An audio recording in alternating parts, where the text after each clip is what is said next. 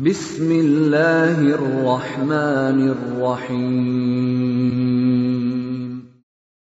Waltakum minkum ummatun yad'una ilal khairi wa ya'muruna bil ma'rufi wa yanhauna 'anil munkar.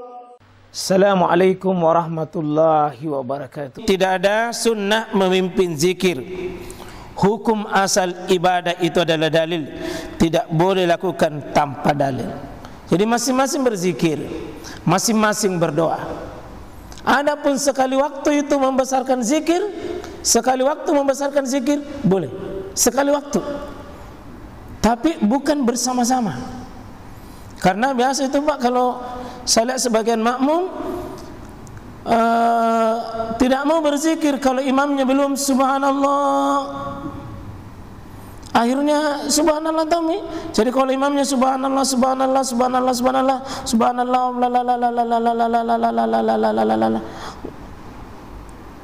alhamdulillah alhamdulillah alhamdulillah Allahu akbar Allahu akbar bar. Nah ini tidak ada sunnah memimpin, masing-masing melakukannya. Dan yang terakhir, sesudah berdoa, sesudah berzikir, tidak ada tuntunan khusus berjabat tangan secara khusus. Meskipun Pak berjabat tangan itu kapan saja. Boleh sebelum sholat, seperti saya tadi datang Pak, saya temani semua berjabat tangan sebelum sholat. Boleh juga berjabat tangan sesudah sholat. Tapi tidak ada hubungannya sholat dengan jabat tangan. Tidak ada Pak. Boleh sebelum, boleh sesudah. Jadi berjabat tangan itu baik, mulia. Disebutkan oleh Nabi, ma min muslimain, tidaklah dua muslim itu yaltaqiyani, mereka bertemu atau berpisah. Kalau kita bertemu Pak atau berpisah, fayatasafahani, bagus kalau kita jabat tangan. Apa didapat?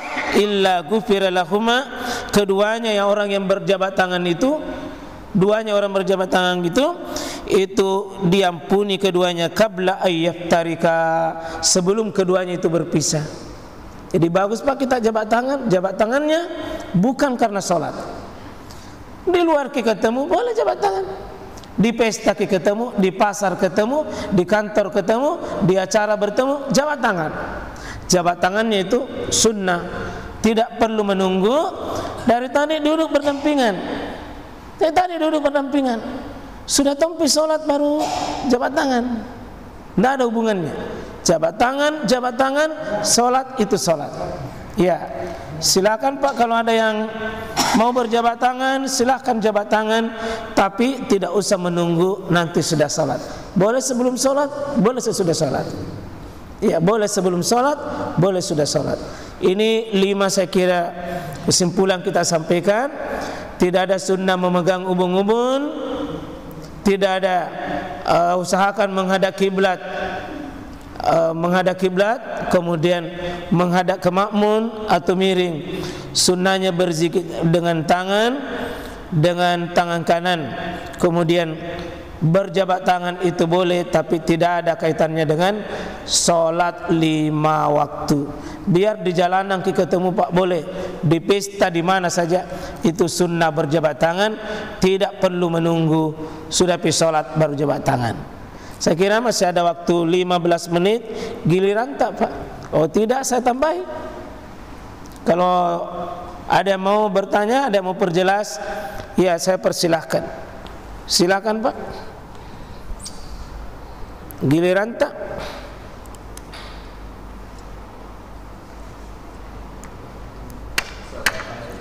Iya silakan Pak. Bismillah. Itu biasanya kalau sholat sunat biasanya kan pindah-pindah ya. Pak mengadakan ketentuan sudah biasa ini sholat dulu. Biasanya kan 2 rakaat itu pindah lagi, kenapa tidak di situ? Atau sudah sholat? Iya. Mau sholat sunat pindah lagi. Iya. Iya. Memang ada hadisnya alla yataqaddam aw yata'akhkhar aw yamina aw yashamil. Kenapa engkau tidak maju atau mundur atau ke kanan atau ke kiri? Cuma nilainya hadis ini diperselisih oleh ulama. Jadi ada hadis, tapi hadis itu kan ada 4, sahih, hasan, ini yang diamalkan. Sahih, hasan, ini diamalkan. Sedangkan dhaif dan maudhu ini tidak bisa diamalkan otomatis kalau tidak ada penguat yang lain. Nah, ternyata hadis ini ulama berbeda pendapat dalam menilai. Ada yang menguatkan, maka tentu diamalkan. Ada yang tidak menguatkan, dan ini rata-rata ulama tidak menguatkan.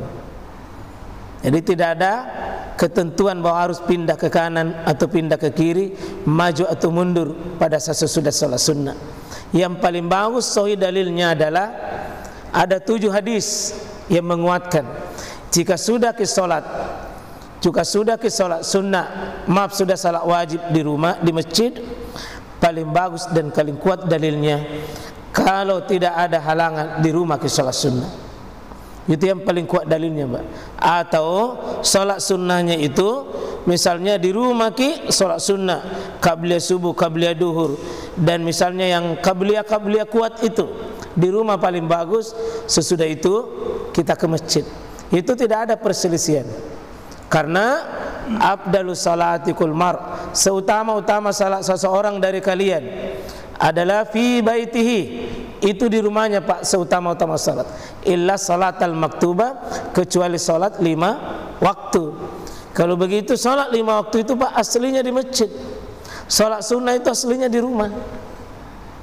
Jadi kalau Bapak dekat di rumah tak 25 kali ke salat di sini, di masjid 25 kali Pak, baru sama di rumah kalau salat sunnah. Demikian jelaskan oleh Imam Al-Qurtubi, lebih utama salat sunnah di rumah dibanding salat di masjid kalau salat sunnah. Tapi kalau salat wajib Pak, ya yang coba-coba,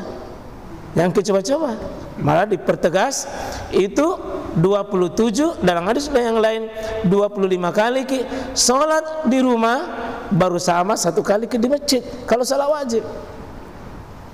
Jadi yang bagus adalah pulang ke di rumah kalau itu tidak ada halangan.